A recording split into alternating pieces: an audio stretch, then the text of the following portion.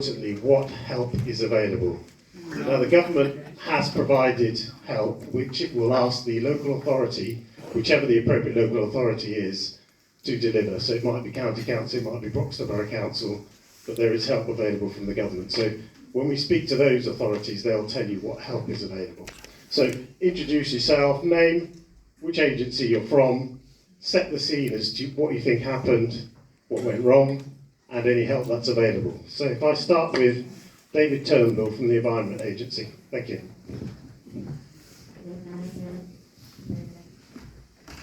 Morning. Morning. Thank you. Well, a few things to start off with. Firstly, I do have an accent, so I apologise for that, but I'm sure if you don't understand anything I say, you can ask me to repeat it. A little bit of context about the storm that we received and we all suffered from last week. So Storm Babette hit the East Midlands area with around 80 to 100 millimetres of rainfall.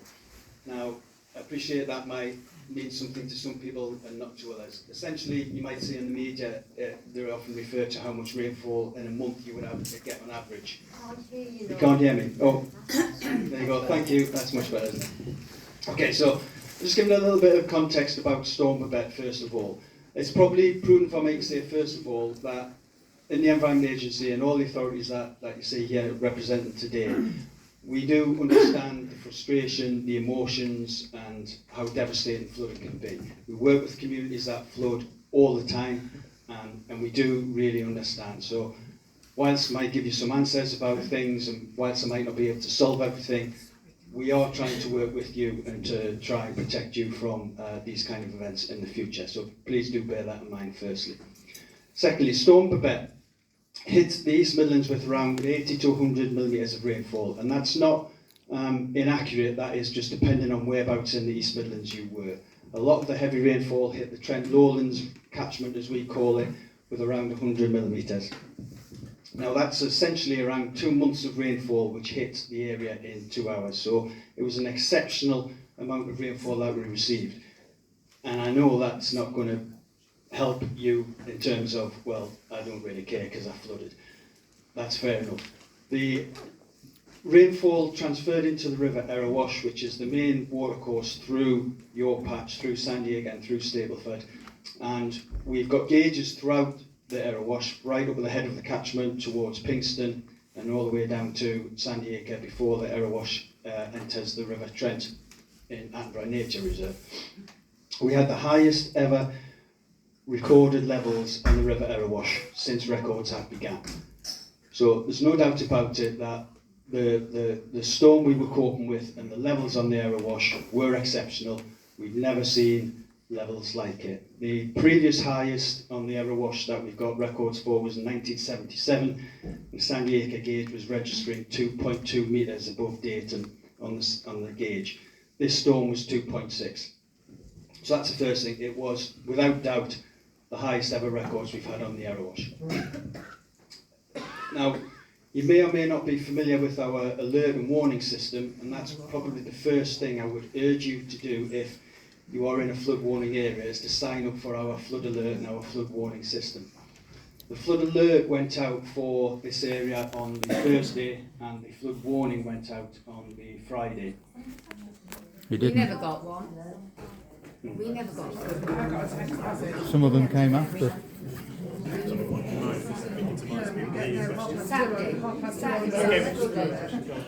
So I got the text message on the Friday, and it only stated Oakville Road, and they have flood defence, so they never got it, and it didn't say surrounding areas or Wellington Street. No, we never got anything. Okay, so we'll get more questions at the end. So if we let each agency go through all of their points, and we just make a note of the questions, we'll do it to the end. Okay, so there's 3 levels of warning that we issue. The first one is a flood alert, which is it's basically be prepared, flooding is possible. That went out for the whole area on the Thursday. If you signed up for a flood warning, then that is where you can get a warning via text, an email, or whichever communication method you prefer. There's 2 flood warnings that cover this area. There's the Oakfield area, and there's one which is a little bit further south as well. Both, as far as we can tell, both of those were issued on the Friday. So if somebody didn't receive that, what we can do is take your exact details and see if there was a glitch in the system. But okay, but Crawford Avenue, The- Nathan Road. I don't know the exact terminology for the flood warning area, but something we can find out. It's definitely Oakfield area, and then a little bit further south covering the coverage side of Stapleford. So the alerts and warnings are something that we issue, and I would urge people to sign up for one of those. It's free if you are living in a flood warning area. A little context, in the Stapleford area we've got 512 properties that are in the flood warning area. Unfortunately, we've only got 45 that have actually signed up for a flood warning area. So it is a low take up in the area, and it is something that I'd urge you to do when you can, or as soon as possible. I'm not casting any blame or anything of the sort. I'm just saying that it is something that you should do, and we do have a low take up in the area. So Stormbabet, as I said, a huge storm, highest ever records on the Erewash. Now, we do have defences in the area on what we call the left bank of the Erewash, which is if you're facing downstream on the left-hand side. The embankments kick in around Moorbridge Lane area and then carry on through to, well, all the way down to Bessel Lane. And we've got similar defences on the right bank. Now, we're in we quote 3 phases of response. We have a response and a recovery, and then a longer term vision for an area. We've just literally, over the past few days, come out of response. So we've been busy responding to the event as it's kicked in all over the East Midlands. Or all over the country, but in my patch in the East Midlands. We're just starting to enter into recovery mode, and that's where we get out and liaise with the communities as much as we possibly can, and that's why we're here today. We don't have all the answers yet in every community as to what's happened. So part of the reason for being here today, as well as trying to explain the involvement from the different authorities, is to learn and to gain knowledge that you've seen of the event and exactly how it happened. And then we take that away and we look into it.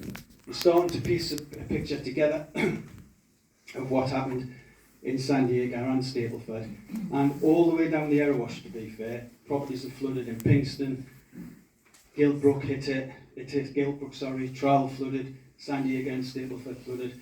So it's not just this area, it's the whole of the Erewash. And again, I'll go back to the highest ever flow records we've got for the Erewash during this event. So we are here to learn. We're here to gain any information we can about the defences, how they worked. It appears that the defences were very effective in the upper part, if you call the upper part towards Moorbridge Lane. It contained the flow, but as we got down into Stapleford, it appears that the defences were overwhelmed just because of the sheer amount of rainfall, the sheer levels on the Erewash, and they've overtopped, or they've seeped through those defences. It's much more likely that they've overtopped the walls next to mega vaults on the other side of the Erewash.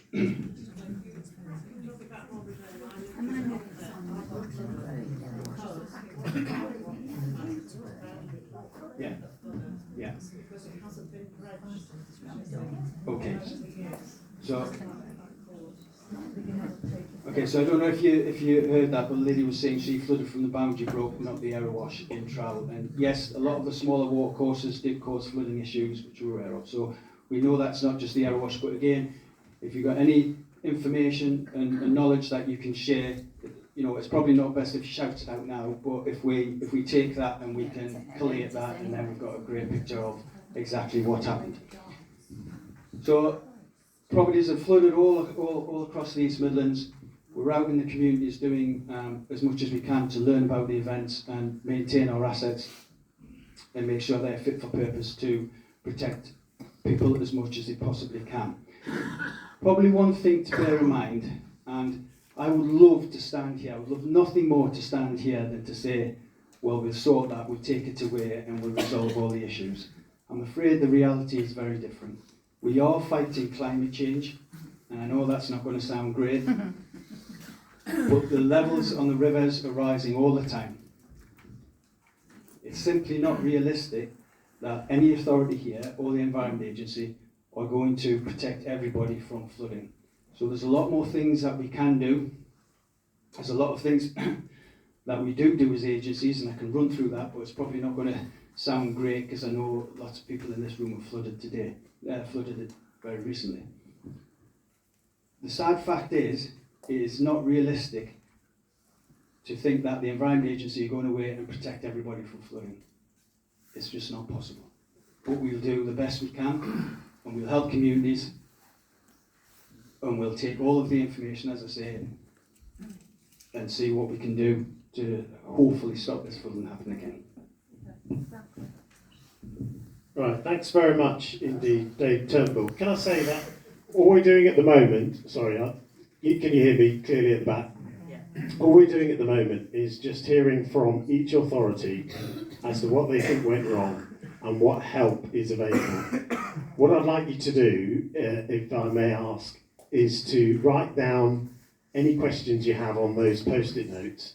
What we'll do is we'll take a break once we've heard from all the authorities, give you time to put the post-it notes in the relevant area, whichever authority you feel is going to answer it, on those flip charts. Then my team will help bunch the questions that are the same together, and then we'll announce what those questions are. So we'll go through those questions that have come from you, and then we'll ask for any quick answers, and what we can't give you an answer to, we'll make sure that we write to you because you've signed the register. So that's the plan, and if none are covered at the end and we've got time, we'll take any other further questions. I'll be really grateful if we follow that. Also, Dave Turnbull from the Environment Agency did mention that there are alert details and so on. So we'll make sure that my office will write to you all with what those details are as well. Well, next we'll go to what I think the lead flood authority is quite important. As I mentioned earlier, when I first got into this job, it struck me that there are all these different agencies, and who's actually in charge of all these agencies, or do we have to go to each one individually? Well, the answer to that question is Nottinghamshire County Council have a lead flood authority, and Sue Jacks has kindly come along to talk to us today from that authority. Sue. Thank you. Good morning, everybody. I am really sorry we're all sat here talking about this today. I can't imagine how difficult this is for you to see us sitting up here when you're the victims of some significant devastation. So as Lead Local Flood Authority, we were out on the 20th of October. We have probably met quite a few of you in this room, and we've been out internally verifying property in this area. So the position across the county currently is we have 65 communities that suffered internal flooding. We have verified close on to 940 properties and businesses that have been internally flooded in the last week and a bit. In Stapleford, we were looking at 243, and 133 of those are in Stapleford, which is devastating. As Lead Local Flood Authority, our job currently is, we're not a first responder, but our job is to go out there and see what's happening on the ground and to work with these guys that are here to coordinate things, to look at how we can start to move forward and start to look at what actually happened on the ground and see if that gives us any answers. My ask would be that you people in this room are the ones that can tell us better than anyone what you saw and what happened. And from talking to you out on the streets on the last few days, you've told us some really, really valuable information. Now we'll collate all that, and going forward we'll put it into something called a Section 19 report, and that's something that we are legally bound to do as a Lead Local Flood Authority. We work with our key partners and we put together a report that says this is what happened. We take a lot of the Environment Agency's data, they have some excellent intel, and we put that together in a report, and it says this is what happened on this day. Did all the risk management authorities do what they were supposed to do? And that is the first, well, maybe the second bit of the jigsaw. So that won't give you any solutions, but it will give you something that says, factually, this is what happened, factually, this is what we know, and that's the next piece of work that we do. I think what I'd like to say to you is, if you haven't already, there are a number of grants available to residents and to businesses. We have a colleague here today who can talk a little bit maybe about the business grants that are available, but currently, I'm going to put my glasses on for this so I don't get it wrong. So Notts County Council have £120 grant per household and £300 per business that is available now. If you've not applied, I'll leave some cards on the table afterwards that give you a phone number you can ring if you've been internally flooded, and that's for immediate response. The government have also said that they will release some grants which they've done in the past when there's been a major incident, and that's £500 for residential properties to help with immediate costs and £2,500 for businesses.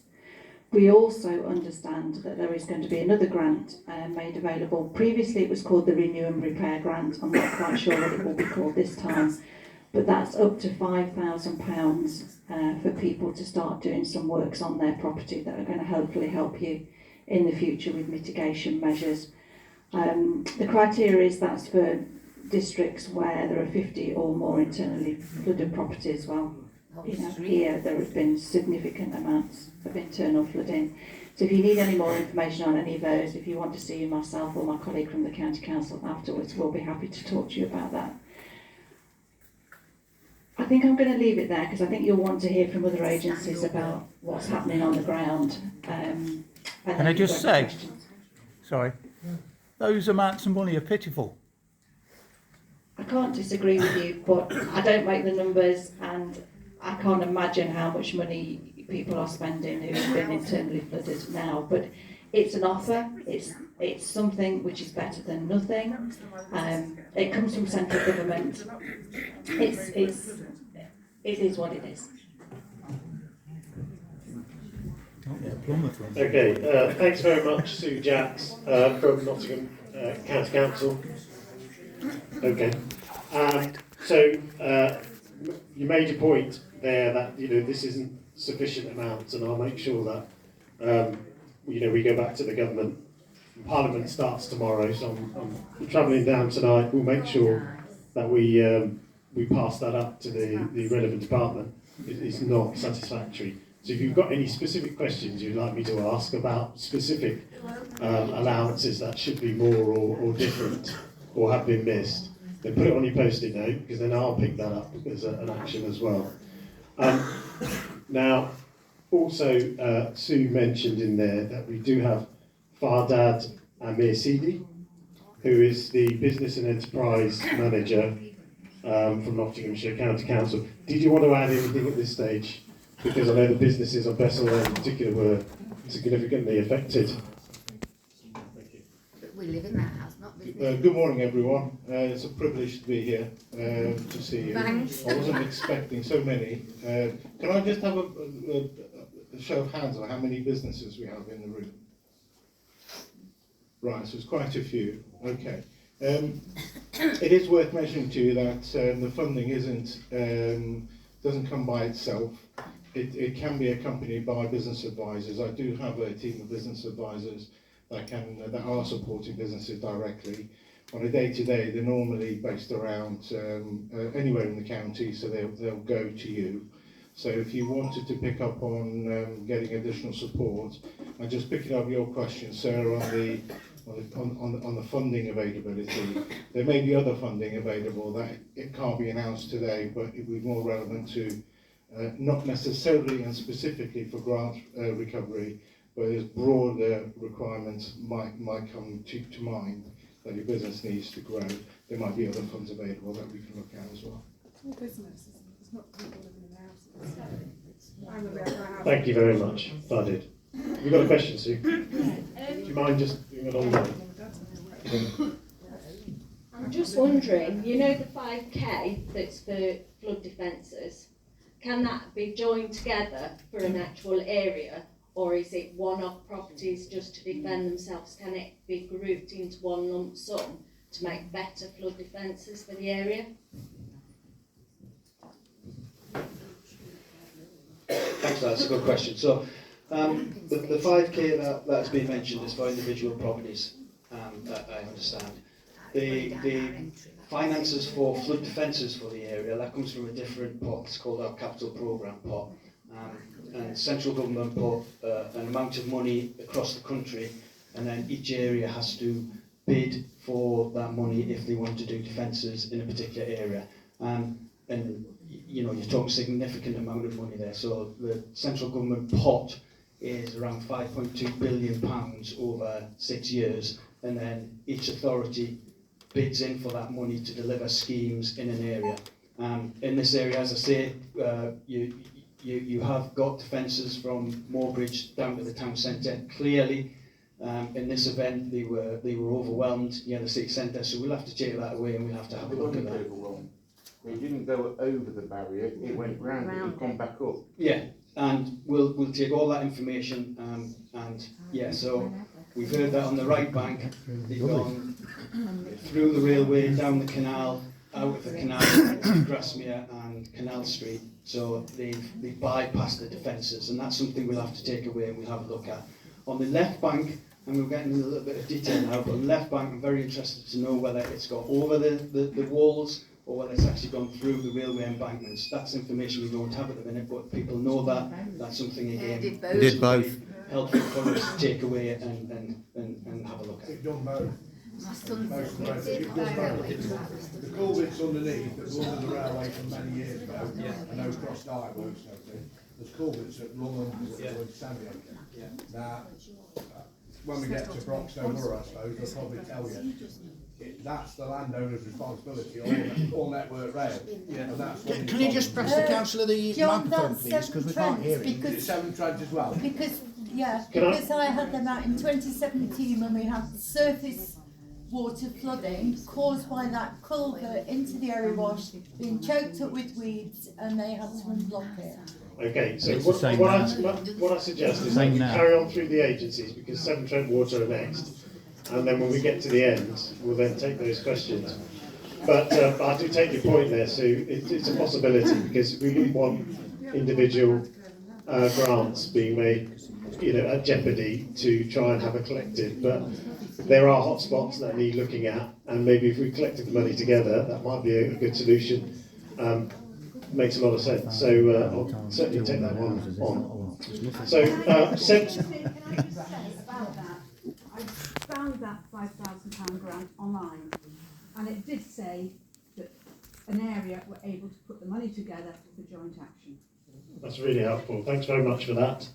I will also make sure that we communicate with you what those grants are as well when we respond to you with the details of what happened here today. So we're just moving on to Severn Trent Water, and I've got Ian Smith and Dave Maskery here from Severn Trent Water. Ian. Hello, good morning. Ian Smith from Severn Trent. I'm the Waste Networks Manager for Nottinghamshire. Dave Maskery is the area catchment lead that covers this area, working for me. So based with Severn Trent, we work with the flood risk partners, work very closely with the LLFA and Sue's team to follow up any flooding, storm incidents that we have, such as the 20th, where we've got interaction between the different systems, surface water, overwhelming of water courses, and links into the sewers. Where we've got specific sewer flooding, where there's blockages on the foul or surface water sewers, and that are then overwhelmed by the rainfall, we will obviously investigate those, CCTV surveys.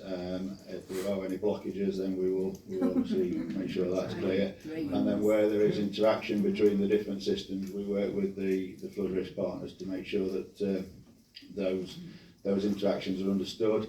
If it's purely sewer flooding, it's rain that is overwhelming the surface water systems, we need to get any flooding reports recorded. We haven't actually had many reports from the recent storms in the area. Across Nottinghamshire, we've been out to approximately 500 external floodings and about 60 internal floodings. Not particularly that many reports in this area. So if there are people that have either believed you've reported something into Severn Trent or you believe that the issue is just purely sewer flooding, then myself and Dave will be about this morning. We'll take any post-it notes that you put in the Severn Trent area, but also if you want to come to us, we'll get contact details so you can get those reported. But if you've reported flooding in the area and there is potentially any interaction with the sewer network, then the investigation that Sue mentioned, the Section 19 investigation, we will work closely with that to make sure that any of those interactions are understood. Very interesting that just before I spoke that there was suggestion of surface water issues and previous blockages being cleared on the surface water culverts. We need to understand exactly where that interaction is with that culvert, what the ownership of the outfall, whether it's a blockage if it's a blockage in the surface water sewer, we need to be out there understanding where that blockage is and making sure we clear it, because we don't want anything that is caused by the surface water network influencing, obviously, when the watercourses do burst the banks like they do. I think David and Sue have sort of talked about the actual storm and the incident quite well, so I won't go into any more details on sort of that recent storm event, but all the systems were overwhelmed, and what we need to understand now is how we understand that interaction. So if there's anything that anybody's got specifically for Severn Trent, as I say, I will be about after this morning. You can contact myself and Dave. Yeah, can I ask, is there a line that goes down Bessel Lane that's run by Severn Trent Water that then goes into the gullies? Yeah, so there is a surface water sewer system that runs down Bessel Lane, but the Fowler system also runs down and obviously to the works, but so if there's an area that we need to investigate, then we will do that. Thanks very much. Yeah, I can say for sure there is an area to investigate. When we come to the questions, I'm sure it will come up.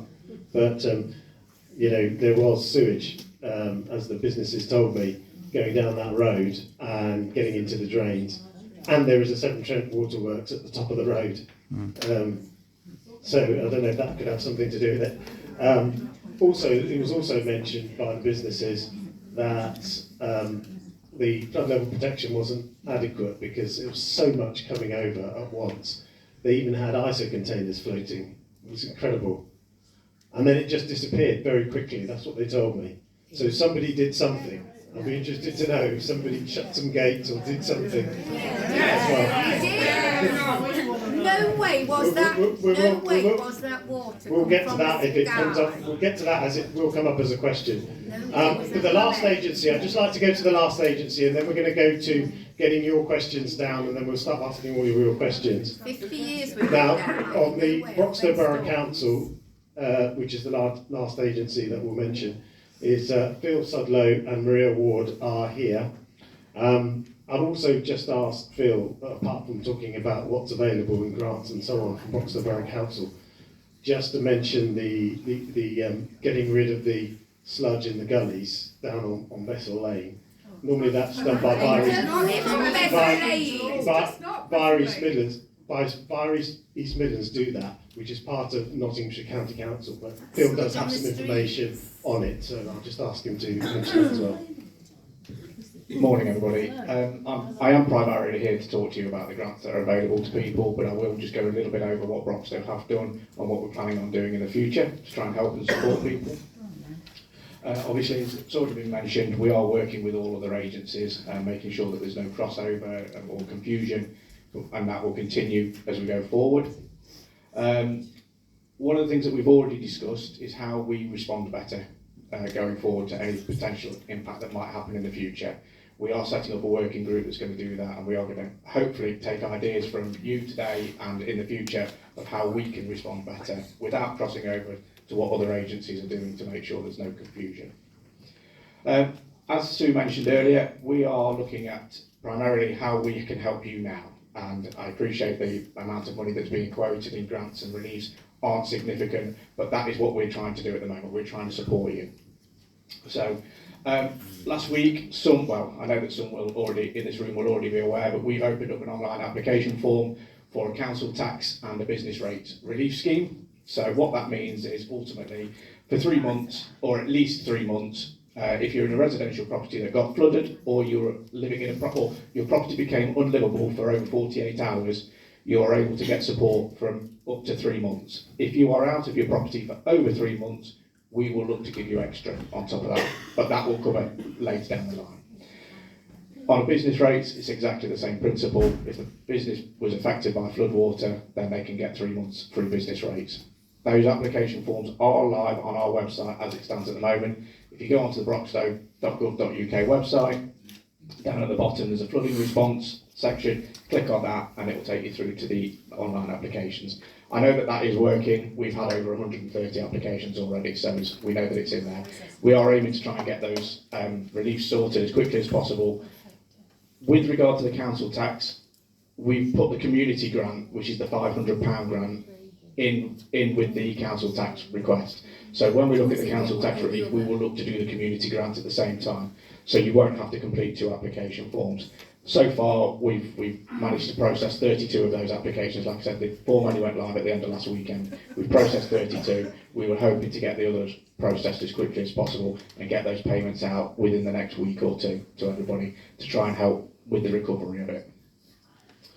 So I would recommend to anybody that hasn't completed it, please get online, fill out what you need to. If you cannot do it online, please give the council a ring and go through to our council tax team. They will assist you in completing it there and then. Darren's mentioned about Bessel Lane. I've had an email this morning, well, I've come back to an email this morning to say that Bessel Lane gullies were cleared at the end of last week. I don't know, like I said, I've not got evidence to that, but I've been told that that is the case, that they have been cleared. What about the drains? Like I said, that's the only information I've got at the moment, so I can't give you anything more than that. If there are other drains or other gullies that need looking at, and I appreciate that that's just Bessel Lane, then again, just please let us know as agencies and we'll look into what we can do to assist with that. Bessel Lane needs keeping clean, not just this one. Yeah, I've been to speak to a lot of the businesses on Bessel Lane, and that is something that is reoccurring, is that there needs to be an ongoing cleaning of the drains going forward, and it is something that we have raised with buyers, as Darren mentioned, as we've let them know that there needs to be something to do that. Sorry, there's a lot of questions coming up about drains. It's probably my fault for talking about it before we got to the end.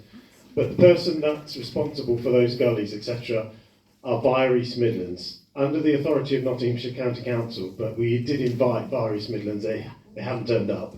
Not surprised. But we'll take your questions away because it's unlikely that all of them would have been answered here today, and we'll make sure Nottinghamshire County Council do provide an answer for anything to do with gullies, etc. Thank you, Darren. We are trying to provide additional support as well. We have been speaking to a lot of the business on Bessel Lane. I appreciate that they're probably the most affected businesses, not the only affected, but probably the most. We have been working with them to try and help with the assisted, the clean up and everything like that, and that's going to be continuing over the next week or two. Like I said, I'm primarily here to talk about the grants, and that's kind of where we are with things at the moment. We are looking to get them all sorted. The only thing that I will ask is if there are any businesses from the Wellington Street area, if you could come and talk to me afterwards, if that's okay, because we just want to see where you are with the clean-up and whether we can help you in any way, shape or form. Thank you. Okay, excellent. Thanks very much for that. So we're getting through it. So we've heard from the agencies. And now we want to get over to your questions. That's the whole point of this, is to capture all your questions, get some quick answers if we can today, but certainly take them away and make sure you get responded to with the answers, good or bad. So the best way of doing this now is if we take 5 minutes. We've got Liz will be on one board, and Janet, who's back there, will be on the other board. The authorities are all on the boards, so put your post-it note next to which authority you think should be the lead to deal with it. And if it's not on there, it's not one of those, it's the same as on your desks, those authorities that are on there, that are on your desk. So Nottinghamshire County Council, via East Midlands, Severn Trent Water, Environment Agency and Broxton Borough Council. If it's not one of those, then there is an area called miscellaneous. Please put it there. So if we could take 5 minutes to do that, thank you. Questions and the answers to them are forwarded on to the relevant authority and sent back to you if you've signed in, giving your contact details. Also, there's clearly a lot of people who aren't here that would like the information, but our councillors are here. So we've got all the local councillors just about that are here, and they will obviously communicate with you as well. So passing messages backward and forward. Hello. Do we really get the answers to the questions we ask, or do we get answers to the questions that everybody's asked? Okay, so what we've done is we've grouped the questions that have come into the relevant groups that I mentioned, the different authorities. So we've got the Severn Trent environment type ones, Broxton Borough Council ones, Nottingham County Council ones, and some miscellaneous questions. So I'll just go through some of those questions. If I can't read it, or somebody wants to amplify it, then I'll bring this mic to you. It's quite good, and you can actually just say your question out loud if I can't read it. I think what the gentleman is trying to say, and I think it would help all of us, is that whatever questions are being asked, everyone should have communication, not individual people. Whatever questions have been asked, whatever the answers are, all of us affected should be given that information. Yes, you will. You'll get all the questions that are here, and any additional ones that we bring up before we finish. We'll make sure we contact you all so that you have the questions that were asked, and then we'll get the authorities to give us answers to those questions, and then we'll communicate that with you as well. Okay, so moving quickly on. So a couple of quick miscellaneous ones. Why was this meeting at 9 AM? People unable to attend due to work commitments. Yes, I understand that. I thought it was really, really important that we got the agencies here, and the agencies work during normal working hours. And also, I wanted to say thank you, take the opportunity to thank you for the agencies for coming, because as they've talked about across Nottinghamshire, there's the Environment Agency I was speaking to, a lady from there, got 100 different agencies and appointments that they could go to, and they've prioritised coming here in Stapleford, so thank you very much. But we had to pick a time, and that was it. But we will communicate with you, and we've got the councillors here to also pass that information backwards and forwards to those who couldn't make it. Can we have the contact details for the reps from the agencies that are represented here? And I think I'm getting some nods. We'll pass that on into the communication, okay? So we'll go to some environment questions that came up. So we've got quite a few here that came up. Floodplain. So who owns it? There's a lack of organisation on the day. Field Farm Estate was built on a floodplain. Where did everybody expect the water that used to go on the plain to go? I'll come on in a minute. Yeah. What is the point of flood mitigation work on homes when it doesn't work? Yeah. Okay, and on a similar vein, who is responsible for opening and closing the floodgates? Yeah. Okay, so they're floodplain and floodgates questions. So who asked those? Just raise your hands. Everybody. Okay, thank you. Okay, thanks, Darren. Right, floodplains. The floodplains are essentially owned by the landowners. So whoever owns the land is the owner of the floodplain. The Environment Agency don't own much land throughout the country. We own very little. What we try and do is identify via all our mapping, which is all available, online and through the agencies, etc.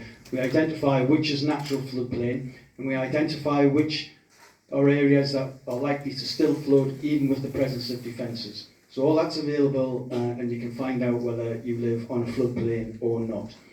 Rivers flood, they're designed to flood. They naturally will flood. What we try and do is manage the water as best we can to keep it away from people and property.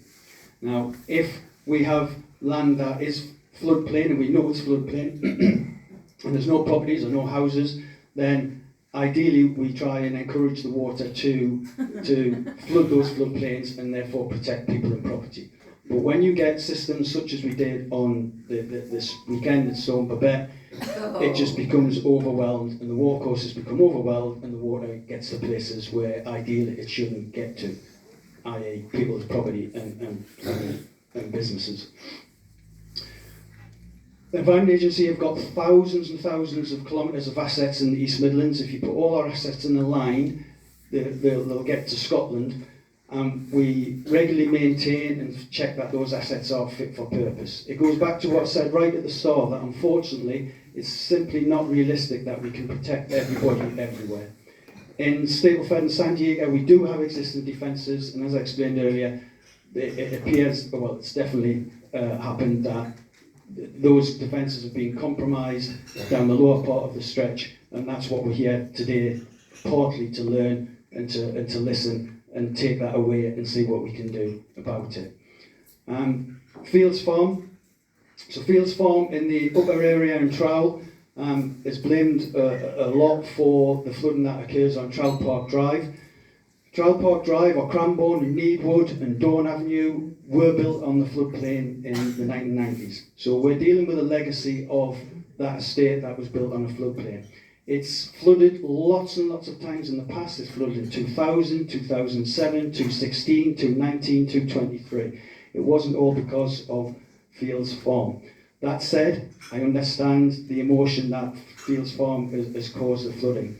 It's probably not for this meeting now, but through the planning process, mitigation is put in so that Fields Farm doesn't increase the flood risk to Trowell Park. Whether you believe that or not, I know I'm not going to be popular in saying that, but that is the planning system that has those mechanisms installed. And through the planning system, any new development should not increase flood risk to anybody else. What's the point in putting flood defences in if they don't work?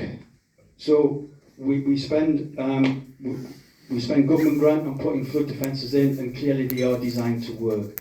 If they don't work, then that's something that we have to investigate. I'm aware on Trowell Park Drive and Cranbourne area that the property flood resilience was put in and it hasn't worked. It's the first time it's been tested and it hasn't worked, and that's absolutely deflating. What we need to do is take that away, investigate, get contractors out and re-go over why that property flood resilience didn't work. And it really is, you know, it's gutting. The defences were put in good faith. We expected property would be protected and it didn't work. So I can't answer why it hasn't worked today. We need to take that away and get engineers round and investigate what went wrong. If I just one more point, and then I'll come. Why does it drain away so quickly? I can absolutely assure you, the Environment Agency or any other authority, we don't have a plug that's unplugged. We don't have a switch that switches off and on. What happens is the peak of the watercourse rises and falls, so the peak works its way downstream. Once the peak is passed, the levels in the river drops, and all the water that's on the floodplain is then higher than what's in the river, and you get what's called a hydraulic gradient. And the hydraulic gradient just forces water to drain back into the Erewash. And systems start to kick back in and start to work that are being overwhelmed. All the drains, unless they're blocked with leaves or whatever, but all the drains will start to work. It appears that drains very quickly and somebody's flicked a switch. I can absolutely assure you, nobody flicks a switch. It just, the hydraulic gradient starts to work and the areas start to rain back into the Erewash. Do we close floodgates? Yes, we do close floodgates because that stops water getting into people's property.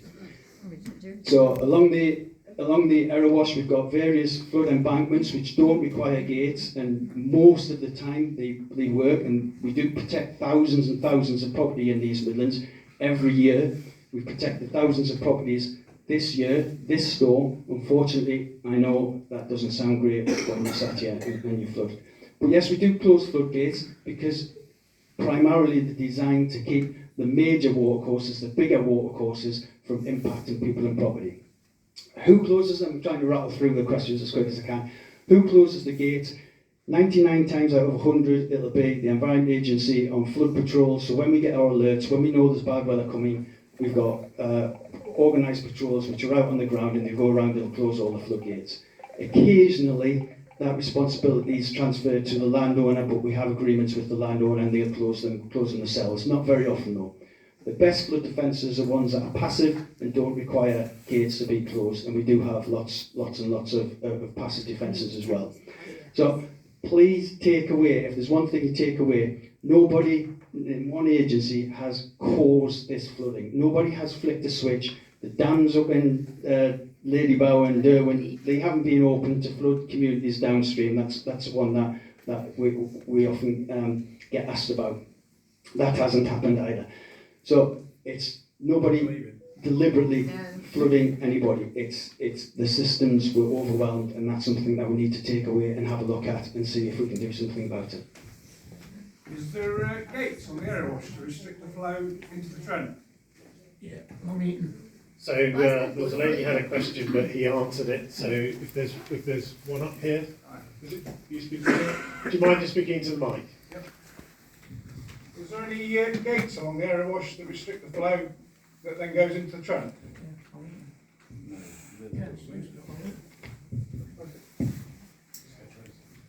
Is there any gates or anything along the area wash that restrict the flow that then goes into the Trent?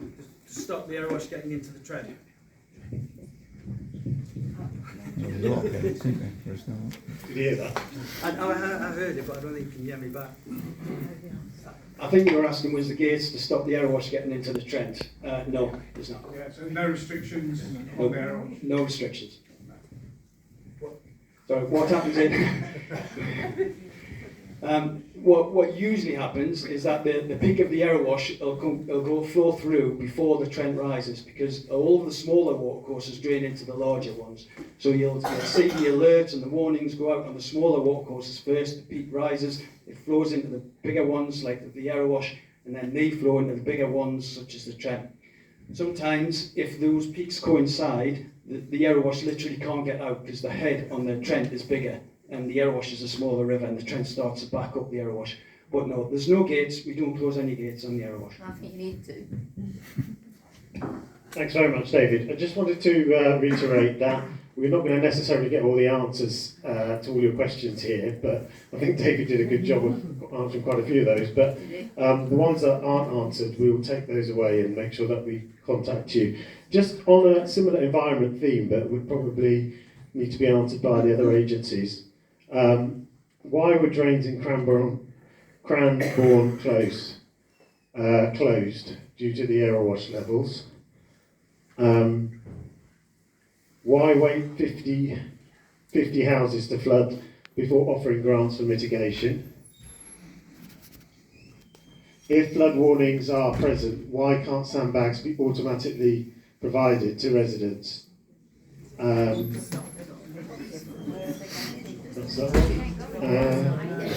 also, maybe, I don't know, perhaps the Borough Council might take this one away. Are you going to stop building on floodplains? Okay. Anybody wanting to add any to that? We'll get those answered. Probably Phil and David. I'll take the first one on Cranbourne. The drains on Cranbourne on shut. Again, what happens is when the area wash is high, the drains just fill up. So the drains higher up in the system on Cranbourne, they've just got nowhere to flow, so they get overwhelmed. But there's no switch. Nobody actually closes any gates on Cranbourne. On the Trell Park estate, Cranbourne, they all drain down towards Dormview, and then Severn Trent have got a pumping station to try and over-pump and drain the estate as levels get high. But again, it just doesn't happen that nobody closes the drains on Cranbourne, they're just overwhelmed. So, are we going to continue building on floodplains, for one thing? I have to start by saying I'm no expert on the planning side of things, but I will take that information back and we will discuss it internally. However, I do know that all planning applications go through these rigours of understanding what impact a flood could have and building appropriate mechanisms to ensure that they are mitigated wherever possible. But I will take that information back. One last one on the environment. Where did the 512 property data come from? Does this now include properties flooded this time? Why can't they advise when flood areas are updated, as many people were? Hopefully you've got that question correctly. Okay, so the 512 is just a count of the properties that is in the flood warning area. I'm not aware, and again, it'll be useful today if anybody can show me a property that's flooded that wasn't in one of those flood warning areas. Why don't we tell people? We do, as much as we possibly can. We run media campaigns all of the time, continuously, right throughout the year, urging people to get to understand their own flood risk. I think what's happened in Stapleford, in San Diego at this time, is a lot of people are very much aware of the flood risk, but there's a significant amount of people that didn't even know they were at flood risk, and yet they flooded. So we do as much as we can in terms of media and campaigns and urging people to understand their flood risk and have a flood action plan, be prepared for flooding in the sad event that it might happen. Mostly, San Diego and Stapleford have not flooded over the years. I think it's the first time since 1940 some areas of San Diego flooded, and the defences have worked. This time they haven't. It's been overwhelming. The systems have been overwhelmed. You know, we urge you to recognise, understand your flood risk, and we can help you to do that and help you prepare. Because it might be that you could do things in your own property that, should this ever happen again, and I don't want it to, that could help you be more resilient to the flooding itself. But yeah, we do as much as we can in terms of telling people.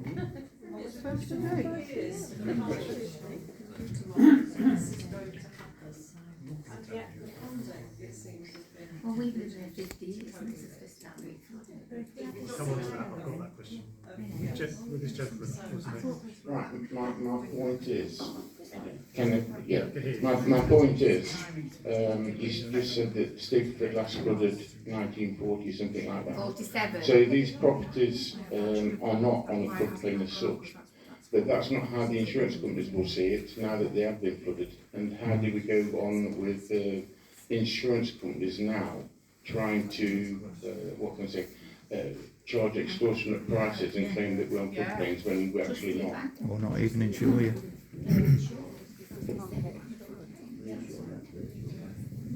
So your first point about the floodplains, you will always remain on the floodplains. Whether a defence is put in or not, a floodplain is the natural area that the river would flood to. So you will always remain on the floodplain, you will always be mapped at that. But we've not been affected by it, have we?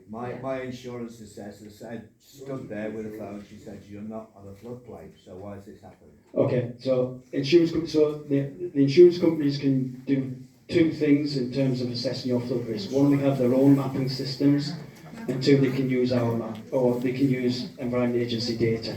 Most of them combine. We recognise where the floodplains are. Again, that they are done with a hydraulic model, so it's forecast, it's prediction.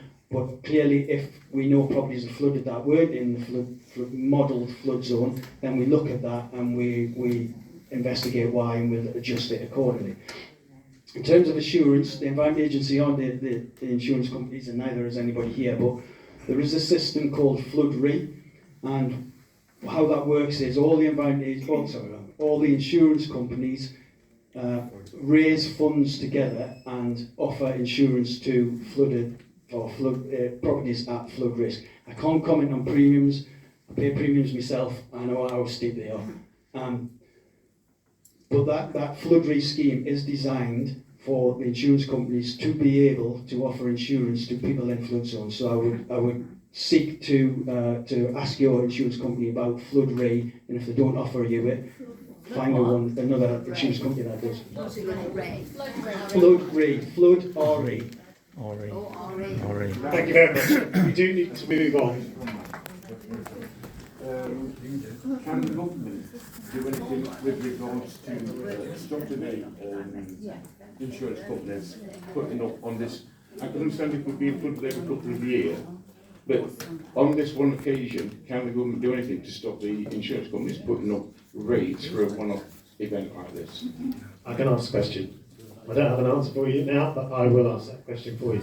There's a lady, we must move on, there was a lady over there that asked a financial question.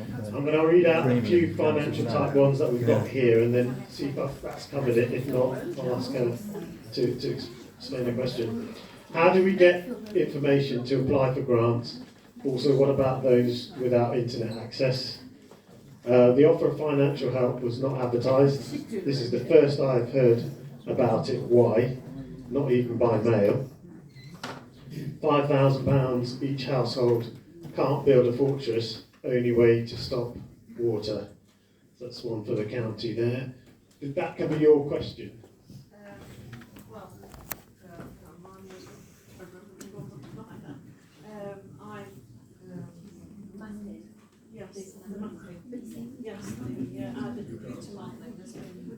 There's been 50 years of knowledge about this was coming.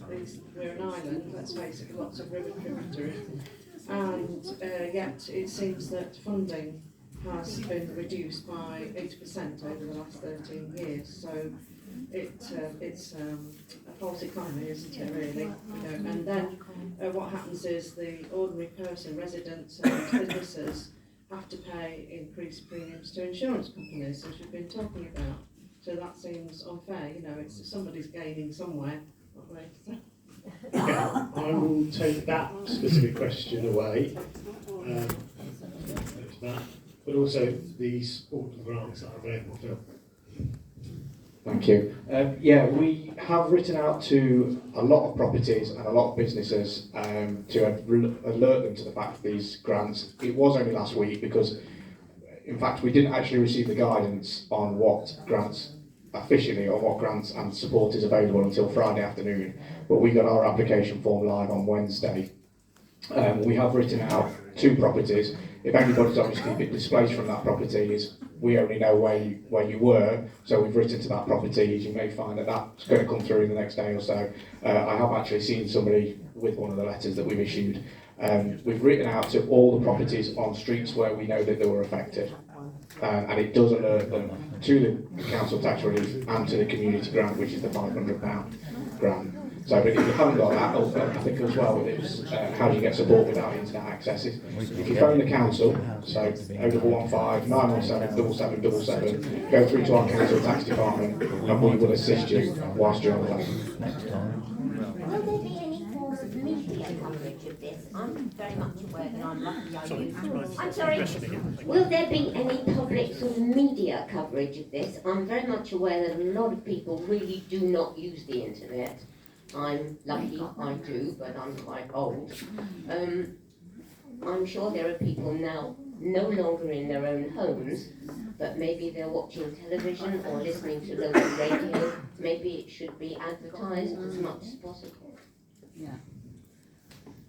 There was quite a bit of coverage on it, but not necessarily solutions. It was, you know, how devastating it was, I think. Did you want to comment on that? It's a good point to raise, and what I will do is I will take that back to our comms team and we could look at potentially doing a press release. Obviously there's a lot of district authorities in Nottinghamshire that have been affected. We're not the only ones, as Bassetlaw have been significantly affected, so as we could potentially do something as a group, but I will take that back, thank you. Actually, that's very useful. That's a good idea. That's come out of this meeting, so thank you for that. Mainly Nottinghamshire County Council to answer these. Why are drains in Cranbourne closed off? Brock drains, basically several ones that are all to do with why the drains blocked. And also, as I saw on Bessel Lane, and actually somebody put in a picture, which I think is a current picture of it clearly still being blocked. If it's who submitted this picture, please? Me. Oh yeah, is that how long ago was that? Me. That is That's still the same this morning. That's the same this morning. Yeah. Okay. So block Sandy drains Acre Road. clearly not sorted out. We did mention earlier that some have been unblocked, but what I know the businesses I spoke to are very interested in is there a regular programme for these gullies, when and residents as well for their roads? Is there a regular plan? Also, if you see something emergency happening and the drains have been blocked, can you contact somebody to say, can you come out because it's... They don't answer the phone. No, you're not. Say that again. They do not answer the telephone. No. And also they don't answer the telephone. So, Sue, can you just comment on those things? Okay, well I'll try my best, but I'm not via East Midlands. So I just wanted to come back on the comms question first. We did put out quite a lot of local comms on radio and on our website, but take that point. Something I would just like to say is we're just starting to initiate quite a lot of comms on rogue traders. You will be receiving your grants quite soon, hopefully, and as part of that, one of those grants, you will be asked to get quotes for work to be undertaken. My ask is, please go with people that you know are good. My experience from working with lots of other communities around the county is resources are quite tight, getting really good contractors is difficult. People have property flood resilience done by people who aren't perhaps fully qualified in providing that resource, so please be careful. In terms of drains, so this is what I know, but I'm not via East Midlands. So there is an annual programme for the emptying of gullies and drains. What I'll certainly do is go back. Excuse me, our drain's not been emptied for years. I'm not disagreeing with you. I'm just saying there is a programme. I will go out back and check to see what that programme is. Some work has been done recently, but it's a bit after the horse has bolted, and I take your view on that. What I would say, for 13 years, that drain, which is outside of my house, which you now have a photograph of, has not been cleaned or cleared up for the last 8 years. I honestly, I don't disagree with what you're saying at all. Nobody answers the phone, or you are in a queue for a stupid amount of time. It is pathetic. Okay, well, apologies for the length of time waiting on the phone. There is a 24-hour emergency response number if people are really struggling. The only one thing I would say with emptying drains on residential roads, sometimes, and this is not an excuse, but it is reality, sometimes parked vehicles and obstructions on those roads. We've lost all the cars, so there's nobody parking now. Well, now might be a good time to get out there and look at it, but it is good. Okay, thanks very much. Just going to go to Councillor Sue Patterson in a minute, who's also got a question about drains. But can I just say, I hope I've managed your expectations that not all the answers are going to come out today. But that particular one is across the board. Block drains, block gullies, whatever you want to call them. I am going to get on to via East Midlands and, I won't let it lie. Why can't we have a published programme? What are you doing about it? It's not sufficient. So the whole block drains thing, the via East Midlands chap turns up just about to everything I've ever asked him to turn up, but he's not here today. But he will be the person to ask that question, but we will get a response for you on that. Sue's got a question. He's on the street and blocking drains now. I mean, from a councillor's point of view, we get contacted about drains all the time and we submit them. I have spoke to Sue about this. And quite often we get back, and I know residents have, that it doesn't hit the criteria. So I want to know, so I've got an answer for residents, what is the criteria? I mean, that image I know was submitted, and apparently it was Rejected, somebody was sent out to look at it, and it didn't hit criteria. And we're the ones on the street, so we always get the backlash. With the potholes, we can say, that's not quite deep enough to be filled, it has to be this. But with the drains, we don't know. So if we've got the information, then we can share it and probably help people a little bit more. Darren, just a quick one, because I'm going to meet for you now anyway. Because me and Dave Walker, right, and I'm not calling Dave because he's not here, me and Dave meet every 6 weeks and we go round. The first thing I asked him for was a schedule for all the drains, right?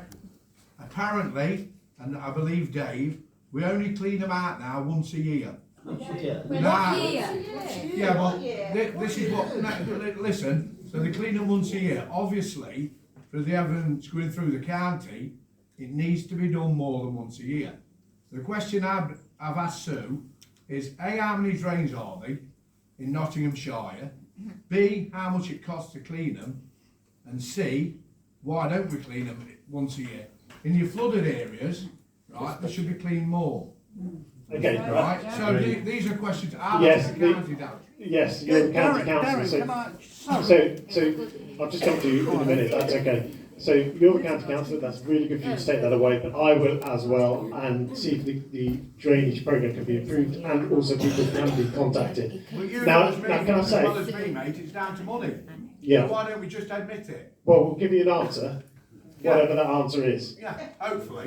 Darren, sorry, if our councillors have this problem, then how are we, as a group of people, expected to be, if they can't get answers or solves to this, then, you know, the councillors are in a right position, aren't they? Sue and McGee, I mean, if you can't solve it or get the answers to the problems, how are we going to get you to do it?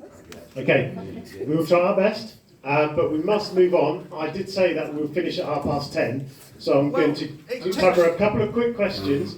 We won't get all the answers to your questions today, but if you put down on the list your contact details, we will contact you with all this information. Now I must move on. No, Darren, no. The poor councillors don't get supported, so how do we get supported? Do you? Do you, Sue? Do you feel supported in your role? Most of the time, you're going to say this because Big MP's here, but I feel supported, yes, but our hands are tied. Everything is. I mean, I'm not picking on any MP. Or we always get down to we're told that go to see your local councillor. Everything is directed to our local councillor, and if they can't get the answers to it, how does it get solved? Well, we will endeavour to try and get the answers. Now, you might not like the answers, which is, if the answer is no money, etc., but we'll just be able to communicate with you. That's all I can offer you. I can't offer you a solution to your question that you've just said, you know, how the council's feeling supported, but we will give you the answers to the questions that have been raised today, good or bad. Now, I must move on. I'm going to take the last couple. Maria, did you have something specific to say?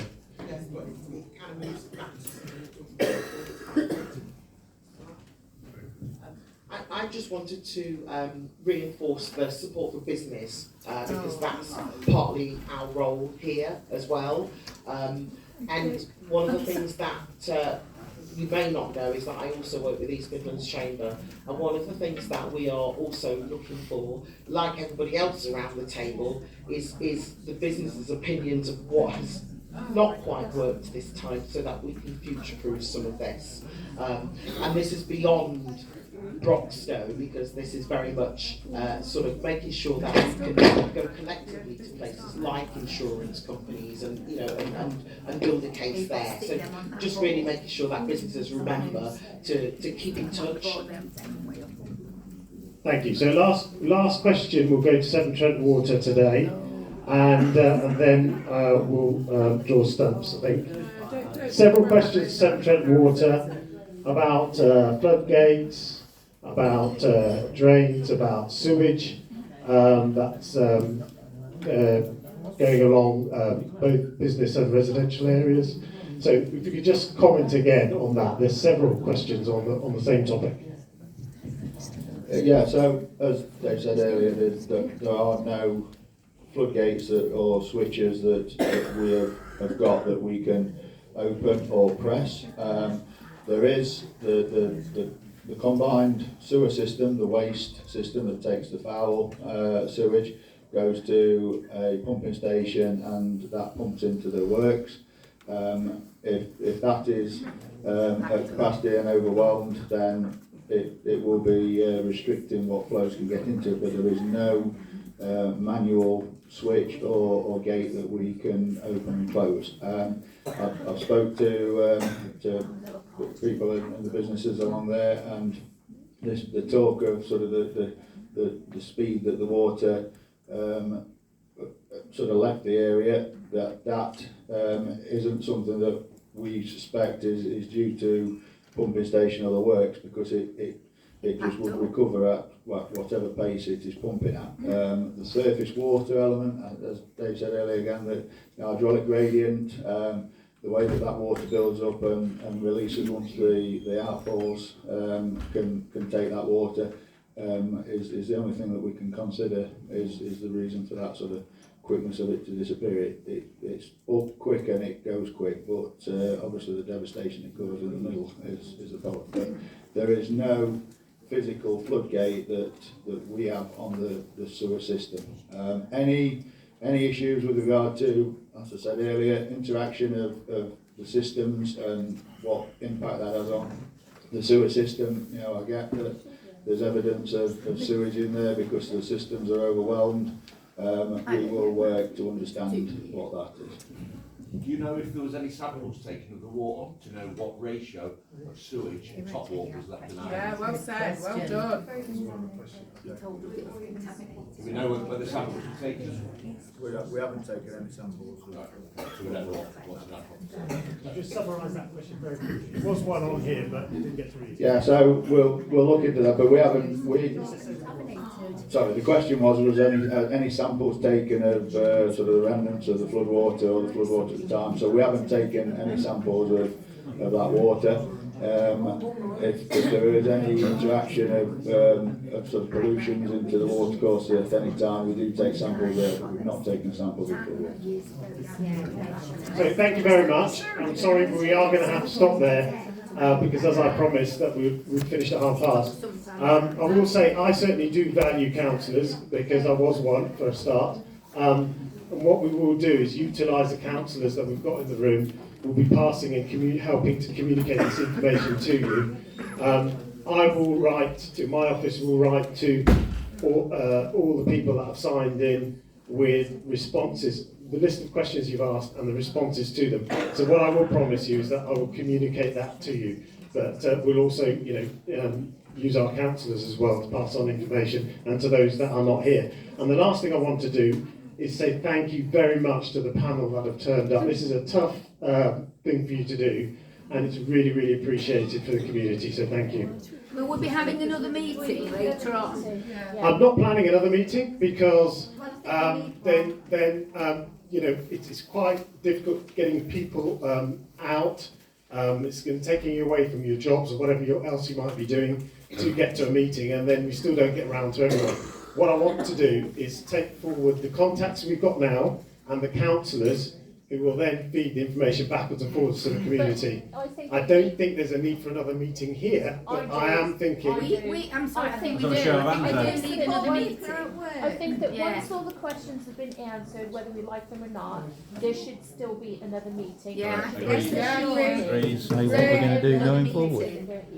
We need another meeting, really, to find out what's happening if you don't get all the information. Well, if we're talking about prevention now, then it's what you're going to be doing and proving that there is some plan in place. I mean, I like the culverts, and you're sort of saying that it belongs to the landowners. And a good question is, who makes the landowner responsible for cleaning out those culverts? Because I'm sure that some of that between the train bridge and further down the two fields would have eliminated some of that flooding. So... Okay, we'll continue the conversation offline. I am drawing this meeting to a close now, but I have taken your point that you would like to have a wash-up meeting for lessons learned. I have taken your point. Thank you. Thank you.